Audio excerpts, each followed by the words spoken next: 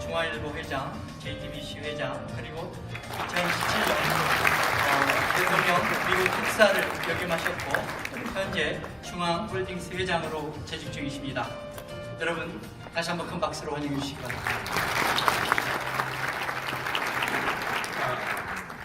여러분 반갑습니다. 새해 댁내 만복이 가득하시기를 기원드리겠습니다.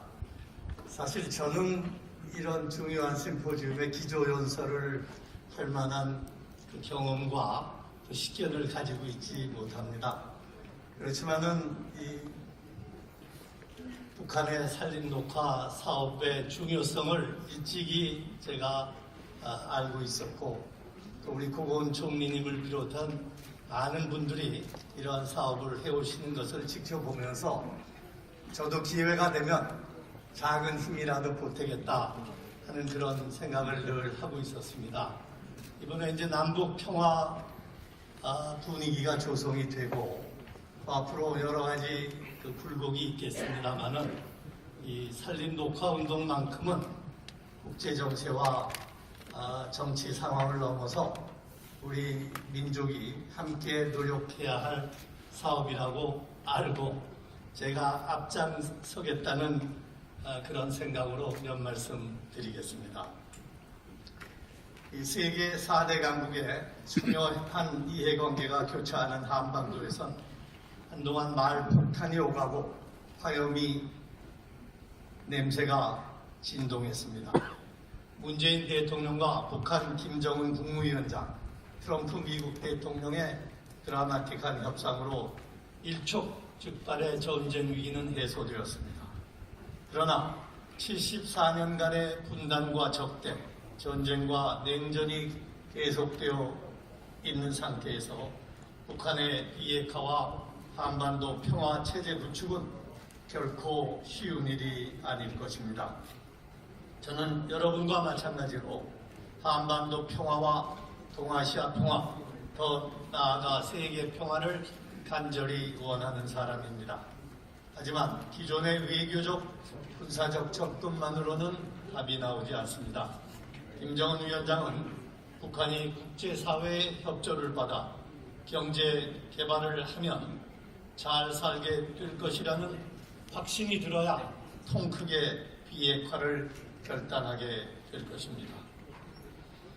결국 경제야말로 평화의 진정한 원동력이 될 것입니다. 아직은 국제사회의 대북 제재가 계속되고 있습니다. 하지만 앞으로 열리게 될 북미 2차 정상회담과 김정은 위원장의 서울 답방을 통해 경제를 통한 평화의 구체적인 윤곽이 드러나지 않을까 생각합니다. 여러분, 북한이 한국을 비롯한 국제사회와 손잡고 경제협력의 길로 나서는 첫 번째 길목에서 만나게 되는 결정적인 관문은 무엇일까요? 여기 계시는 지혜로운 분들이 헌신적으로 공들여온 남북 산림협력입니다. 오랜 시간 동안 홍수와 왕가문, 산사태, 이로 인한 식량난으로 고생한 북한에게는 산림 복원이야말로 생존과 번영의 출발점이기 때문입니다. 북한은 지난해 9월 평양 남북 정상회담의 특별 수행원 자격으로 방북한 이재용 삼성전자 부회장, 최태원 SK 회장 등 17인의 한국 재계 인사들에게 인민군 122호 양모장을 공개했습니다. 김정은 위원장이 공들여 현대화한 대표적인 양모장입니다.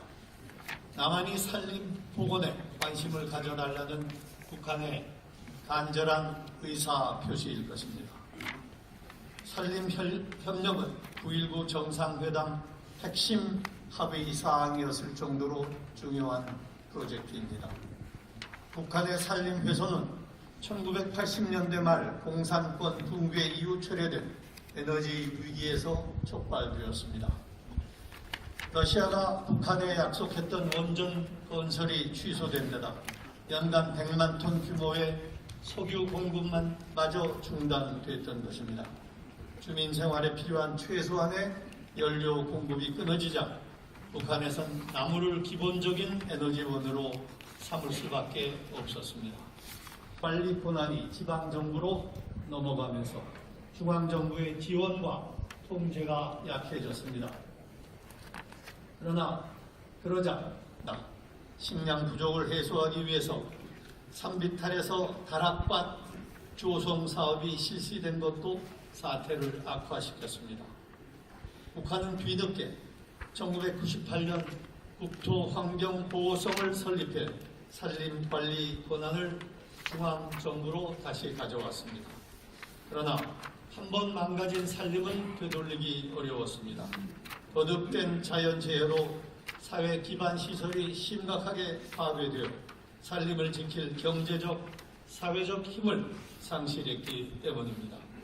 굶주림을 겪는 주민들에게 나무를 보호하라는 정부의 지시가 제대로 먹히지 않았습니다. 에너지경제연구원이 탈북자들을 상대로 실상 조사를 해보니 당시 전기를 사용한 인구는 세계 평균인 83%에 훨씬 못 미치는 26%에 불과했습니다. 석유와 천연가스 사용 인구는 세계 평균 59%보다 훨씬 낮은 9%에 그쳤습니다. 91%는 나무와 석탄, 동물, 배설물에 의존했던 것입니다. 굶주린 북한 주민들은 산에 불이 나도 끄지 않았습니다.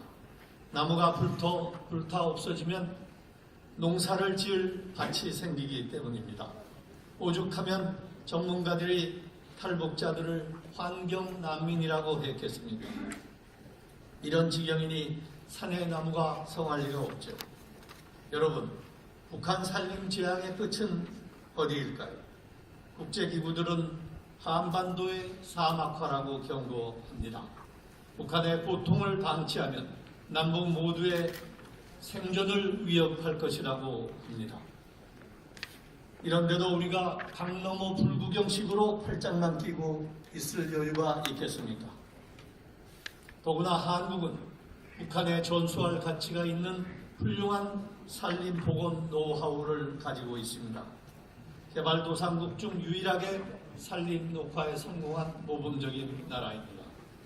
세계 식량농업기구는 한국이 독일, 영국, 뉴질랜드 등 산림 선진국과 함께 세계 4대 산림 조성국이 되었다고 발표했습니다. 산의 절반 이상이 민둥산이었고 사막화 직전까지 갔다가 기적적으로 살아난 나라입니다. 회복이 불가능한 황무지가 숲으로 변하자 유엔은 2차 세계대전 이후 유일한 산림 녹화 성공 사례라고 평가했습니다. 세계적 환경운동가 레스터 브라운은 한국의 산림 녹화는 기적이며 개발도상국의 성공 모델이라고 높이 평가합니다. 정치적 이유로 중단되지 않게 될 것입니다. 특히 세계은행과 아시아개발은행은 재원 확대를 위해서라도 반드시 함께 가야 합니다. 송도에 들어와 있는 녹색기후기금의 지원을 받는 것도 추진할 필요가 있습니다. 녹색기후기금은 연간 약 1,000억 달러의 기금을 조성해서 각국의 기후나 변화 문제를 해결할 계획을 갖고 있습니다. 북한 산림 복원은 기후변화와 직결된 이슈여서 협력의 여지가 높습니다. 결국에는 국제기구와 남북한이 함께하는 통합적 대북 지원 체제가 마련되어야 할 것입니다. 남북 산림협정에 산림 부분 기후변화 대응과 탄소 배출권 확보를 담는 것을 적극적으로 고려할 필요가 있습니다. 북한의 산림을 보존하고 황폐 산지를 복구하는 수단 중 하나로 기후변화에 대응한 산림 탄소 배출권 확보는 남북한 모두에게 도움이 됩니다. 최근 북한은 2030년 탄소 배출 전망지 대비 8%를 감축하겠다는 목표를 제시했습니다. 동시에 국제사회의 재정 지원이 있을 경우 32.3%를 추가 감축하겠다는 온실가스 감축 목표를 제시했습니다. 한국도 2030년 국가 온실가스 감축 목표를 달성하기 위해 북의 온실가스 감축 실적을 활용할 계획입니다. 남북한이 노력하면 전 지구촌의 관심을 북한으로 끌어들일 수 있고 북한 산림 복원을 글로벌 프로젝트로 만들 수 있습니다. DMZ와 십자로 교차된 백두대간이 전국을 동서남북으로 연결하면 온갖 동물이 이동할 수 있게 됩니다. 세계적인 산림학자인 김성일 서울대 교수는 DMZ를 유네스코 세계자연유산으로 지정하고 전문기관을 두고자 합니다. 잘만 관리하면 한반도의 숲속에서 호랑이와 곰이 출현하는 기적의 순간을 보게 될 날이 온다고 김 교수는 이야기합니다. 이와 같이 건강한 숲이 돌아오면 DMZ와 백두대간은 전 세계의 평화와 생태 관광의 명소가 될 것입니다. 여러분, 산림보건사업은 새로운 일자리 창출의 보고입니다. 미국은 1930년대 대공황 당시 시민보존단을 만들어 산림 분야에서 300만 명가량의 청소년 일자리를 만들었습니다. 핀란드는 1990년대 초 경제위기 때 산림 클러스터에 20만 명을 고용했습니다. 대표적인 산림 대국인 스웨덴도 150년 내전으로 인한 국가위기 때 산림 재건을 통해 대규모 일자리를 만들었습니다. 우리나라도 외환위기 때인 98년 실업난 해소를 위해 숲 가꾸기 공동 근로사업을 시행해 5년간 연평균 1만 3천 명에게 일자리를 제공했습니다. 놀랍게도 참여 근로자의 94% 이상이 만족해 하였습니다. 남북 산림 협력을 통해서 건강한 산림을 자원순환 경제의 플랫폼으로 활용해 질 좋은 일자리를 만들어가야 할 것입니다. 북한의 산림 복구는 당사자인 북한이 주도하고 남한이 협력하는 형태가 되어야 합니다. 남한의 재정 지원은 초기 산림 복구 사업이 출발할 수 있는 마중물로 한정할 필요가 있습니다. 일정 기간이 지나면 북한 스스로 산림 복구를 주도하는 단계로 전환해야 할 것입니다. 다만 초기에 북한 산림자원 조사 체계를 구축하고 북한 산림 복구 기본 계획을 수립하는 데 우리의 경험을 공유하고 기술 이전과 재정 지원을 받는 것은 반드시 필요합니다. 여러분, 남북 산림 협력은 북한 주민의 고통을 줄이면서 남과 북이 화해하는 프로젝트입니다. 저는 대표적인 평화 프로젝트인 산림 협력에 대해서는 대북 제재가 포괄적으로 풀려야 한다고 생각합니다. 그러기 위해서는 남한과 국제사회에 들어가는 장비와 자재가 군사용으로 조정되는 것을 막기 위한 모니터링이 반드시 필요합니다. 북한은 국제사회의 상시 모니터링에 적극적으로 협조해야 할 것입니다. 다행히 김정은 위원장은 산림협력에 강력한 의지를 갖고 있습니다. 122호 양묘장을 3번이나 방문했고 2017년 3월에는 김일성 종합대학에 산림과학대학을 신설했습니다. 저는 김 위원장이 산림보건 분야의 제재 해제를 위해서라면 모니터링을 수용할 것이라고 믿습니다. 문재인 정부도 이 분야 제재 해제를 돕겠다는 의지가 확고한 것으로 알고 있습니다. 제재가 풀려 사업이 본격화되면 남북한 화해 협력 분위기는 무르익을 것입니다. 북한 비핵화와 한반도 평화 체제 구축에도 결정적인 도움이 될 것입니다. 저는 이 사업이 성공하기 위해서는 보수와 진보, 여와 야를 초월한 모든 세력이 한마음으로 동참해야 한다고 생각합니다. 그러면 국제사회와 국제기구도 발벗고 도움을 줄 것입니다. 경제 환경적 이익이 보장된다면 우리 기업과 외국의 기업들도 활발하게 참여할 것입니다.